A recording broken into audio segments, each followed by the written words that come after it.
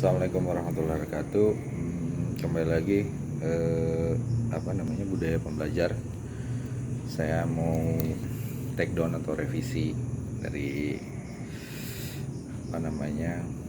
feedback dari Pak Ibnu, bahwa budaya pembelajar atau tema pembelajar saya ini nggak masuk, katanya nggak pas, sehingga saya harus buatnya kembali yang benar-benar ini bukan knowledge yang ada di diri saya, jadi dapat pelajaran dari orang lain atau dari manapun lah, dari buku-buku atau dari video. Nah, oke. Kali ini saya tuh mau menjelaskan tentang mendapat pelajaran dari film Death Note. Jadi gini, film Death Note itu adalah film manga asal Jepang yang bercerita tentang seorang remaja yang jenius yang menemukan buku catatan misterius yang disebut tuh Death Note. Jadi yang dimiliki oleh dewa kematian atau Shinigami gitu ceritanya, yang mana dapat menggunakan kemampuan supranatural untuk membunuh siapapun ketika menulis namanya di buku tersebut itu akan meninggal atau akan mati gitu. Nah, dari film tersebut ada suatu kisah yang mendapatkan fokus yang selalu berulang-ulang sebenarnya dalam narasi film itu, yaitu perseteruan antara dua orang jenius. Nah, ada dua orang jenius yang orang pertama itu namanya adalah El Lauliet.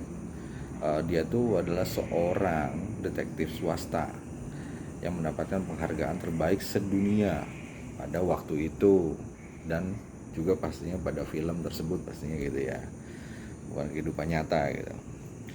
Dan yang kedua adalah si jenius Kira. Si Kira ini adalah sang pembunuh misterius yang memiliki buku atau Death Note tadi, catatan kematian. Yang dengan buku itu dia bisa membunuh siapapun dengan cara menulis namanya pada buku tersebut. Si orang atau siapapun itu namanya ditulis akan mati seketika, ceritanya gitu. Dan yang lebih gilanya tuh, dia tuh adalah seorang yang jenius dengan mungkin dari orang tua yang seorang perwira polisi sebenarnya, tinggi di pemerintahan atau negaranya. Jadi di sini tuh ada perseteruan antara dua tokoh jenius ini yang pada akhirnya kita ketahui berujung dengan adanya kematian pada keduanya. Sebenarnya dua-duanya meninggal sih gitu loh. Tapi dalam narasi ini kita ketahui bahwa pemenangnya adalah si jenius Lauliet atau si detektif tadi gitu loh.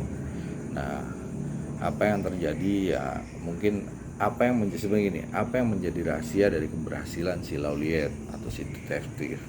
Tentunya dari keahlian si detektif ini biasa mengeksploitasi ego dari si jenius Kira. Nah, karena dia sadar bahwa yang dihadapinya adalah orang yang benar-benar jenius, atau dia merasa ini sama-sama jenius nih, dan apalagi si Kira ini lawannya ini punya kekuatan yang misterius atau di luar nalar manusia, yang tadi bisa dikatakan supranatural. Nah, karena memang sama-sama jenius, maka nih si Lauliet nih merenung bagaimana cara mengalahkannya gitu.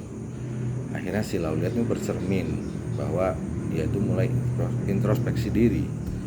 Sebenarnya apa yang terjadi atau apa yang menjadi kelemahan saya? Setelah itu akhirnya dia menemukan yaitu apa kekurangannya atau kelemahannya. Ternyata itu ego dan emosi dianya dan egonya. Nah, pada saat persetujuan terjadi nih, dia mulai mengeksploitasi ego dan emosinya sebenarnya untuk memancing Kira, yang pembunuh tadi. Dia selalu mengatakan, dia kan detektif ya, dia menanyakan bahwa Anda itu tidak akan bisa membunuh saya, justru saya yang bisa menangkap Anda dalam waktu dekat. Dan dia sampaikan bahwa Anda tuh begini begitu dan sebagainya lah, menjudge gitu loh, selalu menjudge gitu. Dan setelah dicecur, dipancing seperti itu ya, akhirnya kan Kira lama kelamaan juga melakukan kesalahan kecil sebenarnya, yang dampaknya sangat fatal. Nah, dari sini saya mengambil pelajaran gitu loh. Walaupun nampaknya kisah ini kan jenius gitu, tapi sebenarnya sih narasi yang selalu sama diulang-ulang yang terjadi di kehidupan nyata atau pada umumnya gitu. Nah, meskipun selalu dikatakan dengan hal yang sama serta diulang-ulang, itu ternyata sesuatu menjadi suatu hal yang sangat efektif dan efisien. Nah, waktu itu dia selalu bilang orang menjudge itu kan gitu loh, namanya mengeksploitasi gitu. Nah, bagaimana caranya mengalahkan orang lain, terus ini kan bagaimana caranya mengontrol orang lain. Ternyata kan tadi kan dari emosinya, dari egonya gitu. Dan bagaimana caranya agar dia itu bisa mengeksploitasi oleh kita sesuai dengan keinginan kita, yaitu adalah dengan mencoba. Nah, ini yang sangat penting adalah mencoba mengaduk-adukan emosinya, terus atau mencoba mengeksploitasi egonya gitu loh. Maka saya dapat pelajaran yang perlu saya terapkan di sini sebenarnya, bahwa saya dapat pelajaran bagaimana caranya memanipulasi pikiran orang lain atau lawan kita gitu loh. Jadi apa yang kita inginkan, apa yang kita kehendaki gitu loh, maksudnya bisa mengeksploitasi sesuai dengan keinginan kita, atau negosiasi juga bisa ini diterapkan. Dan sebenarnya tanpa disadari bahwa selama ini saya juga pernah atau bahkan sering di posisi si Kira gitu sih. Nah, ini menurut saya bagus bahwa apalagi di pekerjaan saya, bagaimana caranya bisa mengontrol emosi, ego, agar si orang tersebut pun akhirnya